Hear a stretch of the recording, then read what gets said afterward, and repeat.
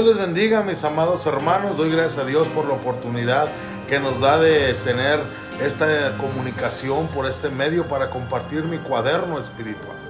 Esta semana hemos estado hablando acerca de limpiar el templo.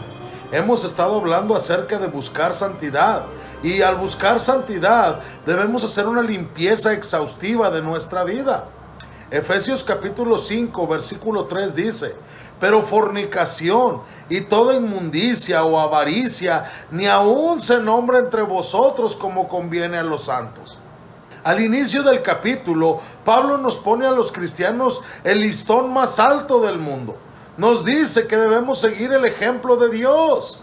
Clemente de Alejandría habría de decir más tarde que el verdadero sabio cristiano practica el ser Dios. No en el sentido de equipararnos a Dios, sino en el sentido de que estamos siguiendo a Dios. Cuando Pablo habla de seguir el ejemplo, él está usando un lenguaje que deberían entender muy bien los sabios de Grecia. Seguir era lo más importante del aprendizaje de un orador. Los maestros de retórica enseñaban que el aprendizaje de la oratoria dependía de tres cosas: la teoría, el seguir y la práctica. La parte principal de su entrenamiento era el estudio y el seguir a los maestros que los hubieran precedido. Por encima de todo, el cristiano debería seguir el ejemplo de Cristo. El sacrificio de Jesús le fue sumamente agradable a Dios. ¿Cuál fue ese sacrificio? Fue una vida de perfecta obediencia a Dios y de perfecto amor a los hombres. Una vida tan absoluta y un amor tan infinito que aceptaron la cruz. Lo que Pablo les está diciendo es: sigan el ejemplo de Dios. Y eso lo pueden hacer solamente amando a los hombres con el mismo amor sacrificial con que nos amó Jesús, y perdonándonos por amor a lo que ha hecho Dios por nosotros.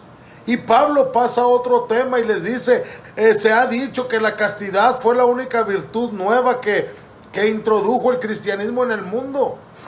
Desde luego es verdad que el mundo antiguo miraba la inmoralidad con tal ligereza que no le consideraba pecado. Se daba por sentado que un hombre tuviera sus mujeres aparte de su esposa.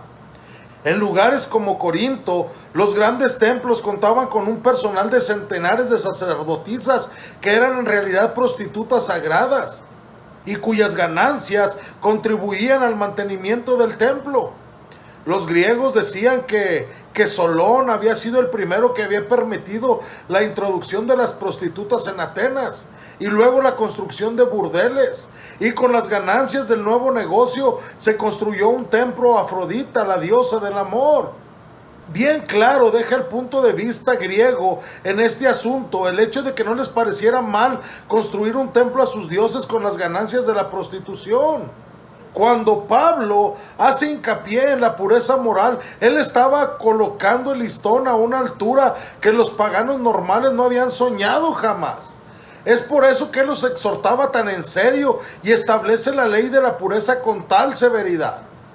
Debemos tener presente la clase de sociedad de la que procedían estos conversos cristianos y la clase de sociedad que los circundaba.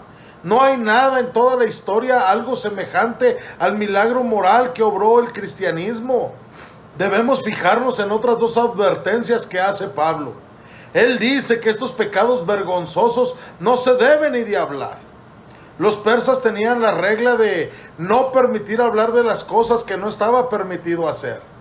El hacer chistes de algo o el usarlo como un tema corriente de conversación es introducirlo en la mente y acercarlo a la práctica.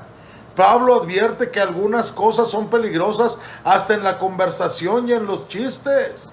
Es un hecho triste de la naturaleza humana el que muchos libros y comedias y películas se hayan hecho famosos simplemente porque trataban de cosas prohibidas y sucias. Pablo les dice a los cristianos que no se dejen engañar por esas palabras vacías. ¿Qué quiere decir? Había voces en el mundo antiguo y hasta en la iglesia cristiana que les enseñaban a la gente a pensar con ligereza en los pecados del cuerpo. En el mundo antiguo hubo una línea de pensamiento llamada el gnosticismo. Según este punto de vista, el espíritu es lo único que importa, el cuerpo no tiene ninguna importancia. Por tanto, por lo menos algunos de los gnósticos pasaron a defender que no importaba lo que uno hiciera con su cuerpo, no influía para nada el seguir sus caprichos, los pecados corporales y sexuales no tenían ninguna importancia porque eran cosas del cuerpo y no del espíritu. Pero el cristianismo se enfrentó con esta enseñanza afirmando que tanto el cuerpo como el alma son importantes.